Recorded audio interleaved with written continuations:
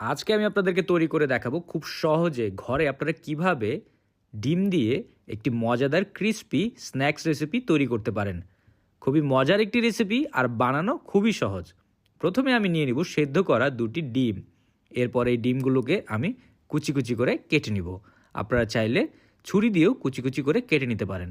আপনারা কে কোথা থেকে আমার এই ভিডিওটি দেখছেন অবশ্যই কমেন্ট করে জানাবেন। আমি আপনাদের সবার কমেন্টের উত্তর দিব, কারণ আপনাদের কমেন্ট পড়তে আমার অনেক ভালো লাগে।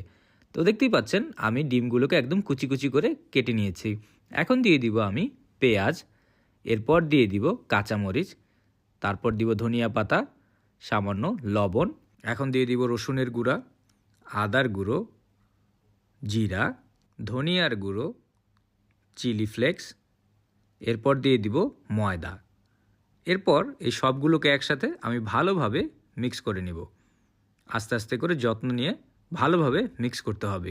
আপনারা চাইলে এই রেসিপিটি ইফতারে তৈরি করে খেতে পারেন, কারণ ইফতারের জন্য এই রেসিপিটি খুবই মজার, বানানো খুবই সহজ আর খুবই কম উপকরণ দিয়ে আপনারা এরকম একটি স্ন্যাক্স রেসিপি ঘরে তৈরি করে ফেলতে পারেন।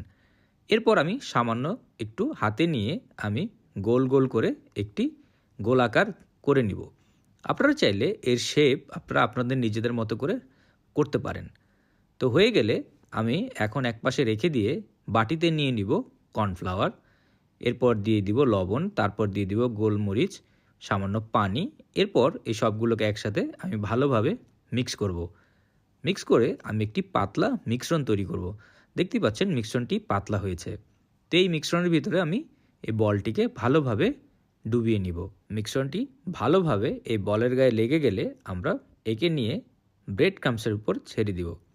আপনারা জিজ্ঞেস করেন ব্রেড ক্রাম্বস কী? ব্রেড ক্রাম্বস হচ্ছে পাউরুটির গুঁড়ো। তো ভালোভাবে আমরা ব্রেড ক্রাম্বস লাগিয়ে নিব, নিয়ে আমরা একে ছেড়ে দেব মিডিয়াম গরম তেলের ভিতর। আমি আগে থেকে মিডিয়াম গরম তেল করে রেখেছি। খেয়াল রাখবেন তেল যাতে অনেক বেশি গরম না হয়, তাহলে পুড়ে যেতে পারে। তো কিছুক্ষণ ভাজার পরে আমরা সবগুলোকে উল্টে দিব। সবগুলোকে একটু একটু করে উল্টে দিতে হবে, তা না হলে বেশিক্ষণ রাখলে পুড়ে যেতে পারে।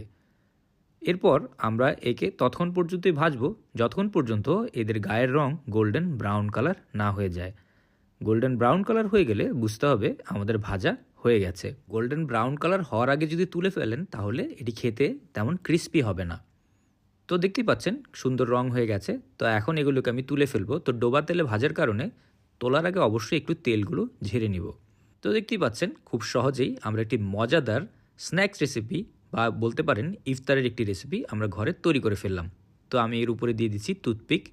তো দেখার সৌন্দর্যের জন্য আমি এর উপরে টুথপিক লাগিয়ে নিচ্ছি। তো এরকম মজার মজার রেসিপি পাওয়ার জন্য টোস্টেড বাংলা পেজকে অবশ্যই ফলো করবেন। ভিডিওটি ভালো লাগলে একটি লাইক অ্যান্ড শেয়ার করতে ভুলবেন না। সবাই ভালো থাকবেন, সুস্থ থাকবেন।